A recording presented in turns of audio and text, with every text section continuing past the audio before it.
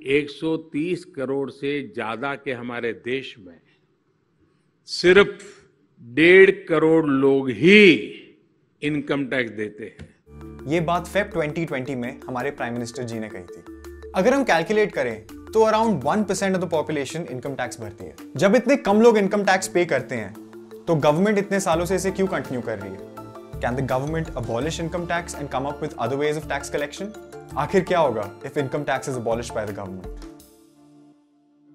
Income tax को abolish करने की बात नई नहीं है।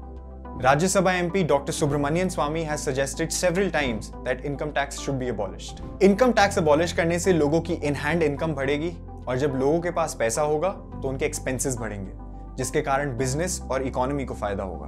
दूसरा फायदा होगा bringing black money back into the economy. Government black money को काफी टाइम से एरेडिकेट करने की कोशिश कर रही है। One of the steps was demonetization back in November 2016, but the plan failed. And unfortunately, black money still exists between us as a parallel economy. Basically black money वो पैसा होता है जो हम देश के टैक्स अथॉरिटीज से छुपाते हैं। By that logic, if income tax is abolished, then देश का सारा black money will turn into white money और legitimate money. That means all this money will be available for the growth of our economy. इस दौरान people will consume more and invest more. And as per reports, legitimate money banks में deposit भी होगा, जिसके कारण banks will be able to lend more money to the people, which in turn will increase the circulation of money in the market. और income tax collection related expenses जैसे कि maintenance of records and returns, maintenance of website, payment of salaries of income tax officers will be gone.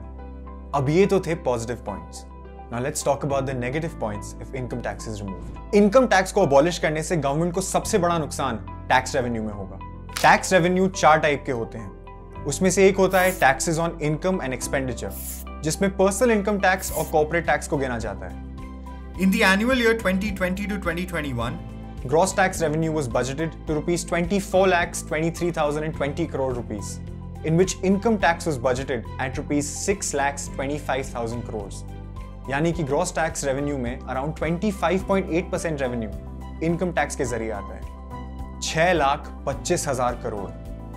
इतने सारे पैसे में 10 नहीं, 20 नहीं, 40 से 52 एंटिलिया बनाए जा सकते हैं। जी हाँ, इतना सारा पैसा हमारे इनकम टैक्स के जरिए सेंट्रल गवर्नमेंट के पास जाता है। एंड लेट्स नॉट फॉरगेट, ये सारा पैसा सिर्फ 1.5 करोड़ सिटीजंस ही पे करते हैं। और अगर गवर्नमेंट इनकम टैक्स को अबॉलिश कर दे तो we lose 1/4 of our gross tax revenue immediately. Economic commentator and author Vivek Kaul believes that no government will give up on 1/4 of its tax revenue. According to him, salaried people pay most of the individual income tax. It is very easy for the government to tax salaried people. And anything that is easy to tax, the government is not going to give up. पर अगर हम मान भी ले income tax को खत्म कर दिया गया और गवर्नमेंट को 1/4 of the tax revenue का लॉस होता है, तो how should the government cover the loss?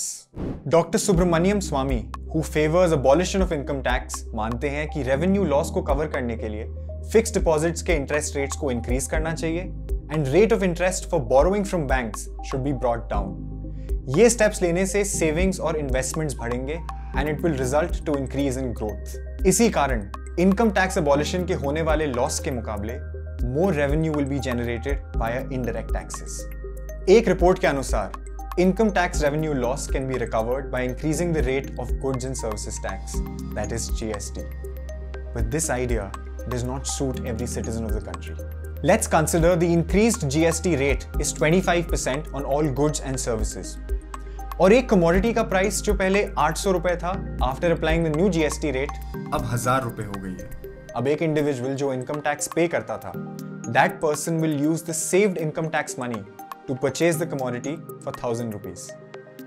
दूसरी ओर एक और इंडिविजुअल जो इनकम टैक्स पेयर नहीं था, they will purchase the same commodity for 1,000 rupees but will have to shell out an additional 200 rupees from their pocket.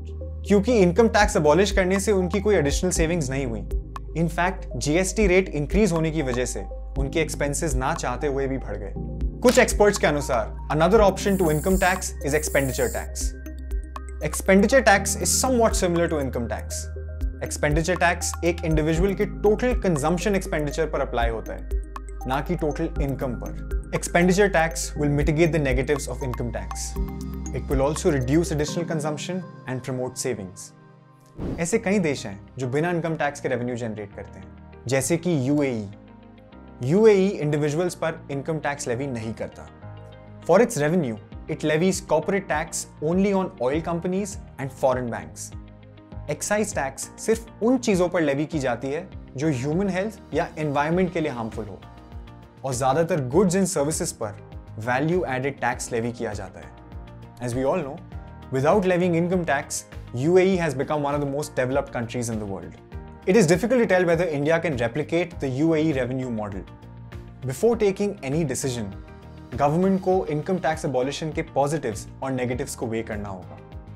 Given that income tax abolish करने से 1/4 tax revenue का loss होगा, I don't think our government, or any government for that matter, will take such a step, considering the present state of our economy.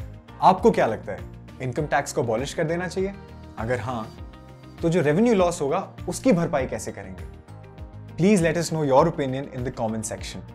और अगर आपको ये video पसंद आया तो please like, share and subscribe करना ना भूलें। टिल देन, चाओ।